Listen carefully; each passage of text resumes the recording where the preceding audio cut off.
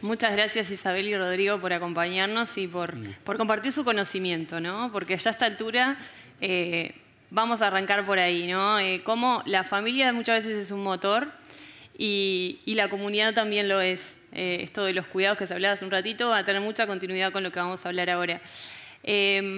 Arranco por Isabel. En tu caso, fue una cardiopatía congénita lo que te llevó a involucrarte en lo que terminó siendo después con un grupo de otras familias, la Fundación Corazoncitos. ¿Cuál fue el disparador que te llevó a decir, tenemos que organizarnos y crear algo? Bueno, hace 18 años, va a ser ahora que estando embarazada de mi segundo hijo, me enteré que tenía medio corazón, una condición que se llama ventrículo izquierdo hipoplásico. Y bueno, eso derivó en que nos fuéramos a Estados Unidos para que naciera allá, porque acá en Uruguay en ese momento no había casos vivos operados de esto. Y bueno, fue un proceso bastante largo, pero en esas idas y vueltas entre Estados Unidos y Uruguay, eso que yo nunca había escuchado hablar en mi vida o algo lejano que le pasaba a alguna gente, que eran las cardiopatías congénitas, empezó a sonar bien al uruguayo, empezó a sonar el teléfono en casa cada rato, porque un amigo de un amigo le dio el teléfono a alguien que tenía una cardiopatía congénita y eso, como te digo, que me parecía algo raro y que yo nunca había escuchado, decía, ¿cómo puede ser que me llame tanta gente? Y ahí hablando con Roberto Canessa descubrí que nacen 450 niños en Uruguay por año con cardiopatías congénitas de distintos tipos, pero que todos requieren atención temprana y cuidados, y que es una de las primeras causas de muerte neonatal en Uruguay.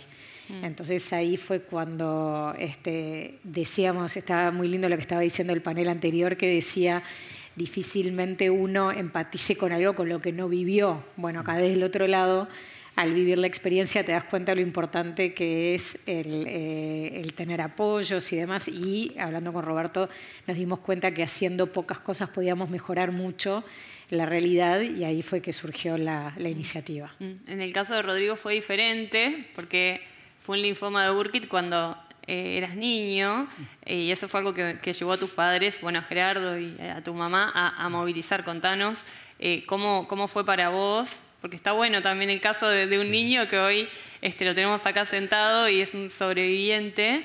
¿Qué te llevó a esa experiencia a quien sos hoy, no?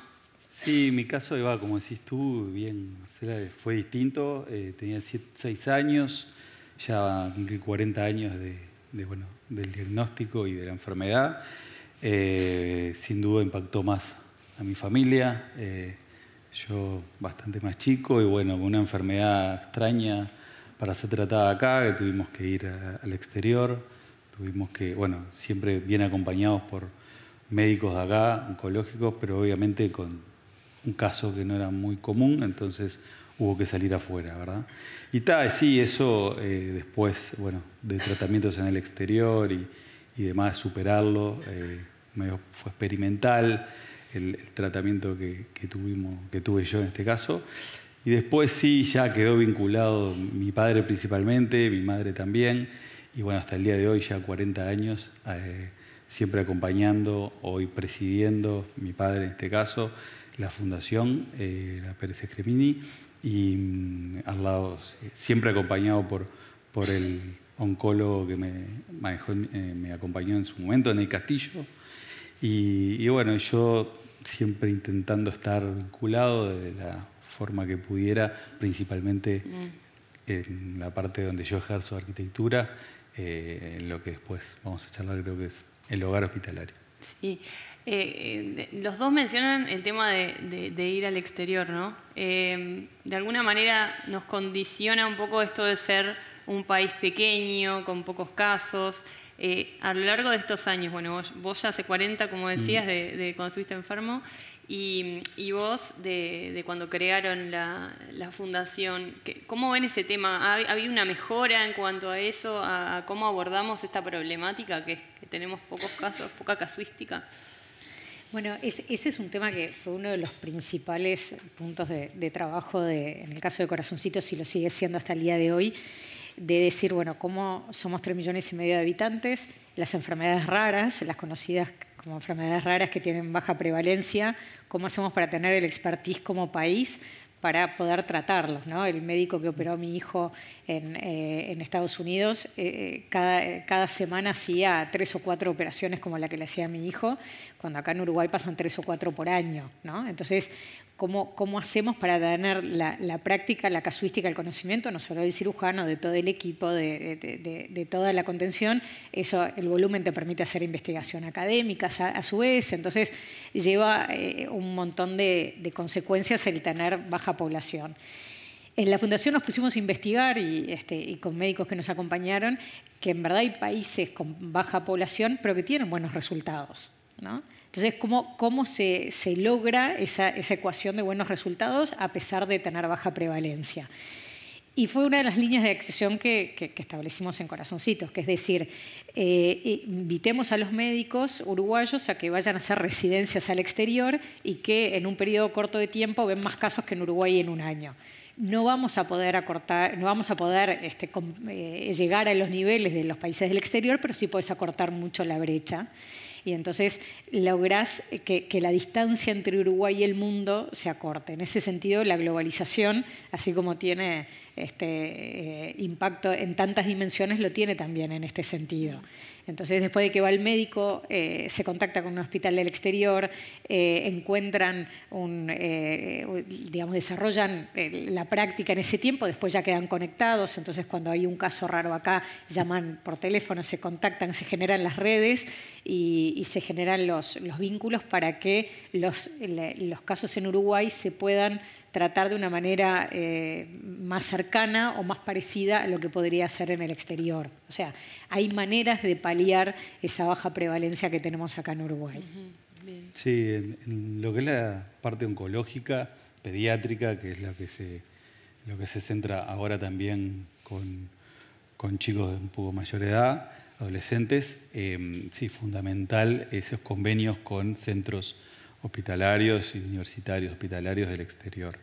La Fundación ya hoy está en un nivel que se puede comparar en cuanto a curación y tratamiento con países del primer mundo, y eso es directamente por ese ida y vuelta que hay de médicos, tanto algunos que vienen a prepararse o a ver lo que se hace acá, como tantos otros que salen al exterior. Rodrigo, vos por tu trabajo, además de que sos arquitecto, estás muy vinculado también al interior del país, y ahí también, bien que la realidad cambia mucho, se mencionaba en el primer panel también esto. ¿Cómo crees que están atendidas esas necesidades o qué cosas se pueden hacer para ayudar a, digamos, la mitad de la población vive en el interior? Sí, lo principal del interior es el poder, la primera etapa, ¿no? Que se dan cuenta que tienen la enfermedad. La parte es difícil para ellos ese paso. Después, obviamente, es bastante más difícil cuando tienen que venir a tratarse acá. En el interior no está preparado para ese tipo de tratamientos. Y bueno, y un poco lo que me pasó a mí, siendo al exterior, se puede ver con la gente del interior, familias jóvenes que tienen muchos cambios, tienen que dejar, afecta a los hermanos de los hijos de tratamiento, afecta sus vidas, su tema económico, psicológico. Es por eso que también es bastante importante toda esa contención a la familia, además del chico en tratamiento, que tiene y en lo que se centra la Fundación. Isabel, desde que empezaron con Corazoncitos hasta ahora, ¿entendés que las necesidades de las familias han cambiado? ¿Siguen siendo las mismas? ¿Por dónde están los desafíos en atención a esas familias, a esos pacientes? Bueno, ahí creo que los seres humanos somos seres humanos hace 20, 40 años o ahora, ¿no? Al final hay mucha de la atención médica sí ha evolucionado mucho y por suerte los resultados a nivel de sobrevida y de calidad de vida han mejorado. Ahora hay casos vivos, como el caso de mi hijo operados acá en Uruguay, que están llegando a la preadolescencia. Pero como te decía, hay un montón de otros aspectos que creo que era lo que estaba mencionando recién, que es desde el punto de vista humano, ¿no? A veces cuando estábamos hablando, porque yo ya salí de la directiva de la fundación, el objetivo de que la fundación trascendiera a las personas que la fundamos, sigo colaborando, pero cuando estábamos y están ahora en la fundación todavía trabajando, nos dicen, viene siempre como el reclamo de, sí, esto no lo tiene que hacer el Estado, ¿por qué yo como individuo, como persona de la sociedad civil, tengo que colaborar con una fundación? ¿O qué fenómenos ustedes que están paliando esto que tendrá que hacer el Estado o que tendrá que hacer el sistema de salud? Y no, yo soy convencida de que hay un espacio que es propio de la sociedad civil. O sea, por más que venga un médico y te diga a ti, madre, padre o paciente, venga y te diga, te quiera dar una contención, te quiera dar un apoyo, hay un espacio que es propio de los pares, ¿no? De esto que hablábamos de la familia que viene del interior, el consejo de otro padre que pasó por lo mismo. Me pasaba con mis mejores amigas y las personas más cercanas que nos decían, vas a ver que va a estar todo bien. No sabés si va a estar todo bien. No, te hablaba, es como feo decirlo, pero es como no tenés, es antipático lo que voy a decir, pero como que no tenés la autoridad moral para decirle al otro que va a estar todo bien, claro, porque nunca estuviste en sus zapatos. Nunca tuviste los miedos que estás pasando vos en ese momento. Entonces suenan a frases hechas o a consuelos, ¿viste? A frases de agenda, no sé cómo decirte.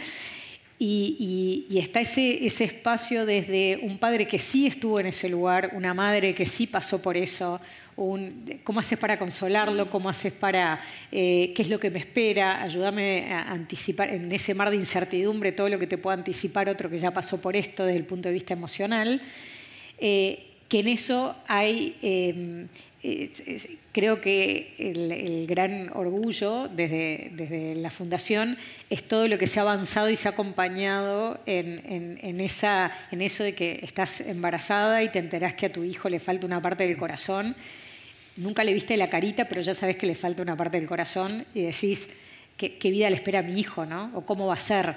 No tenés ni siquiera lo viste y decís cómo le espera. Entonces, ahí... En ese espacio creo que es como te digo, a nivel clínico se ha avanzado mucho, pero a nivel de contención emocional y de saber que tenés a alguien que te está escuchando y que podés hablar y que es esa voz que te puede calmar tantas incertidumbres dentro de todas las que hay, creo que es uno de los grandes logros de la Fundación Corazoncitos.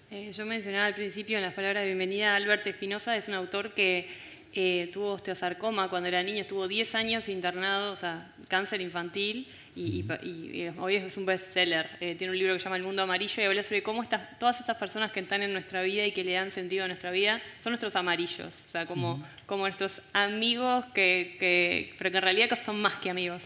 Y creo que lo que hacen las fundaciones un poco es eso. Irradian luz entre pares.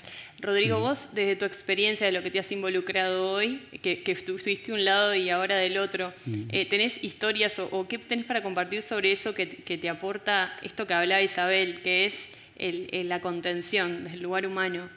Sí, hace poco, en la Fundación salen algunos testimonios que creo que es parte fundamental para mostrar un poco lo que no se ve.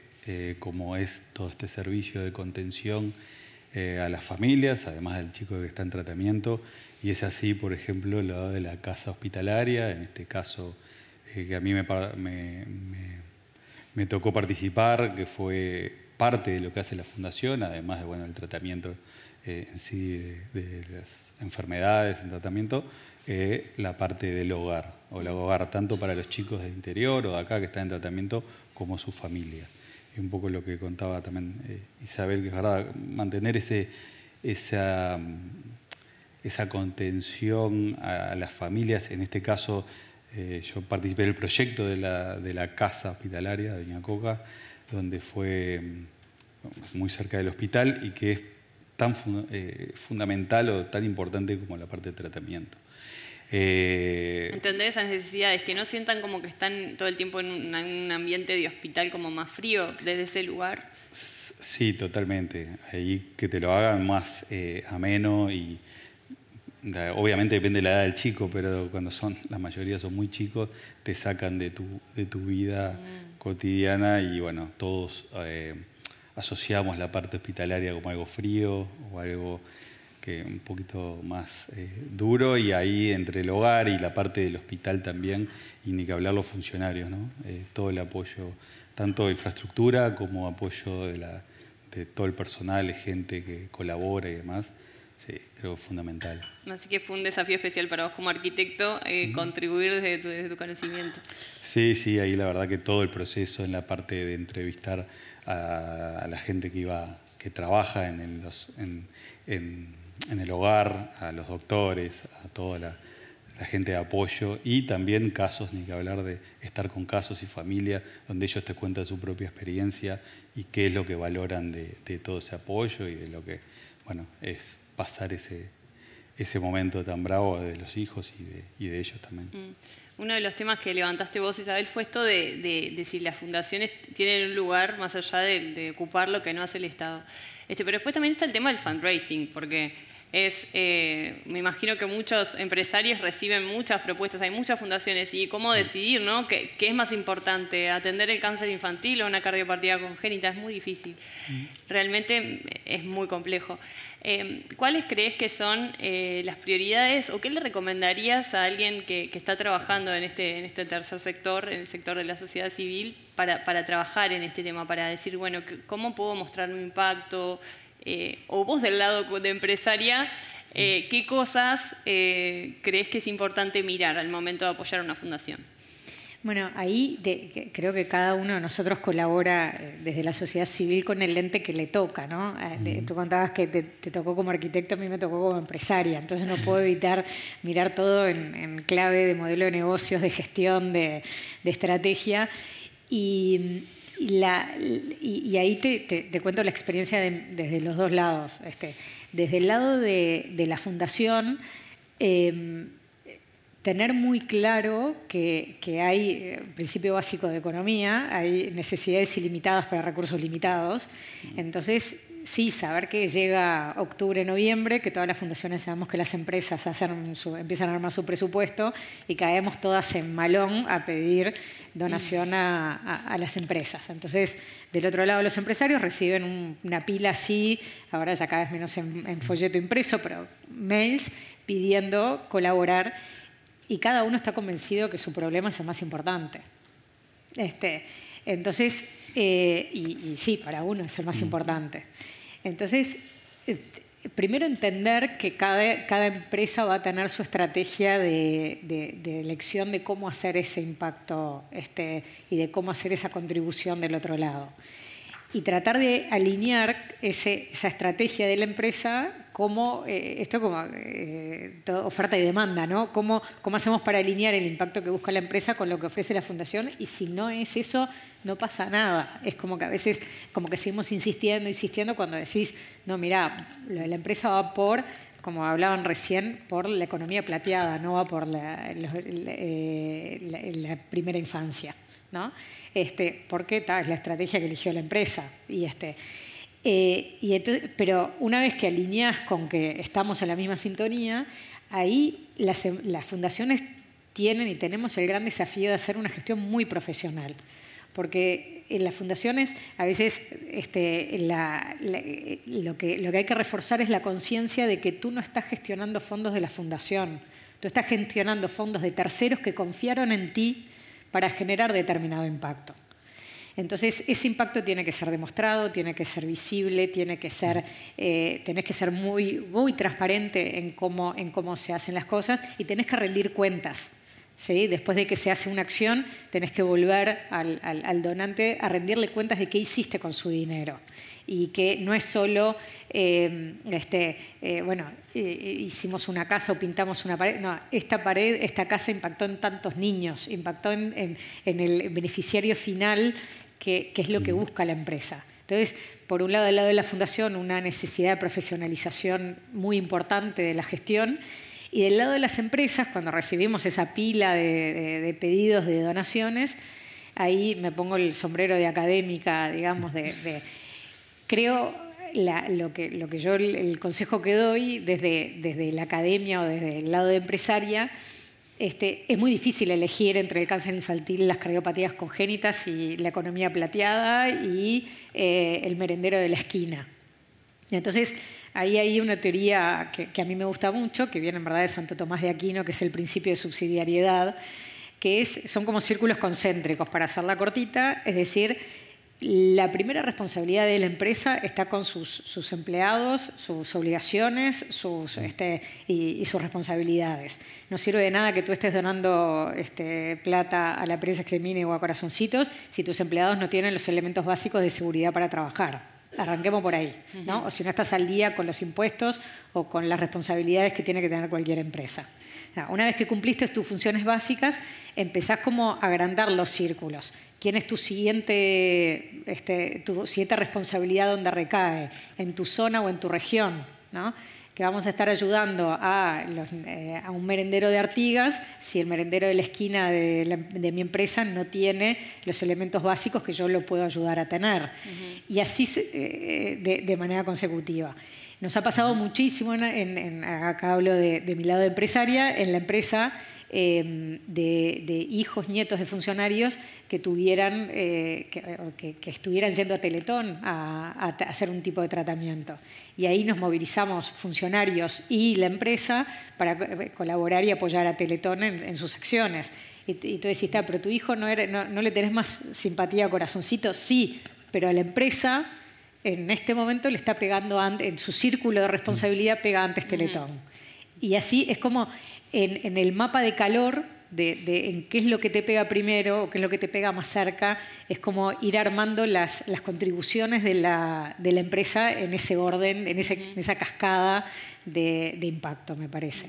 Al menos es lo que hacemos nosotros. Bien. ¿Vos cómo ves esto, Rodrigo, el tema del fundraising? Yo sé que no te compete porque vos no creaste la Pérez Scremini, no, exacto, pero sí como empresario. Sí, como parte del consejo y bueno, y acompañar un poco a toda la directiva y demás. Sí, en este caso, por lo menos en la Pérez Scremini, es importante esa alianza con el Estado, ¿no? La verdad que tiene un presupuesto muy grande y en este caso trabajan bastante en conjunto. Las colaboraciones, sí, tal cual como dice Isabel, yo sé que pega a distintas empresas, hay mucho para colaborar, eso es lo más importante, es la colaboración. El elegir, claro, qué causa y eso, bueno, es difícil y depende obviamente de cada empresa, pero bueno, es algo que cada fundación, como bien dice Isabel, cree en lo suyo, va por mejorar el sistema y mejorar en este caso quieren mejores resultados, profesionalizar médicos y bueno, sí, eso sin colaboración es imposible. Bien, nos quedan solo unos segundos, pero me gustaría que vos, como paciente, como hijo, ¿qué le dirías a un padre de un chico que se enfrenta a un diagnóstico de cáncer infantil? Cortito, ¿qué le dirías? Principalmente confiar, en este caso, en quienes te pueden ayudar. En este caso específico, la Pérez Scremini, para casos concretos de cáncer de tus hijos, abrirte y confiar. ¿Y vos, Isabel? No le vas a decir que esto va a estar todo bien, le vas a decir otra cosa que le va a aportar más valor. No, si me permite voy a decir dos cosas. Uno, me encantaría que en 20 años mi hijo esté acá, como estás tú, dando su testimonio. Cuando yo no te conocía, cuando me invitaste al panel, ya mi hijo está llegando a la edad adulta y me emociona ver que alguien que pasó por esto siga colaborando. Y como consejo una madre, no voy a decir algo mío, voy a citar a una mamá de Corazoncitos que en su testimonio en la página web escribió que su hija falleció con 2 años en un posoperatorio y ella en su testimonio lo que dice es que lo que le dice a otros padres es que algo así como que no bajen nunca los brazos, que vale la pena el esfuerzo, que la lección que ella le ganó 2 años de vida a su hija, no es que se fue antes, ganó 2 años de vida, que cada día vale la pena y que todo esfuerzo tiene o tendrá su recompensa. Muchas gracias. Gracias a los dos.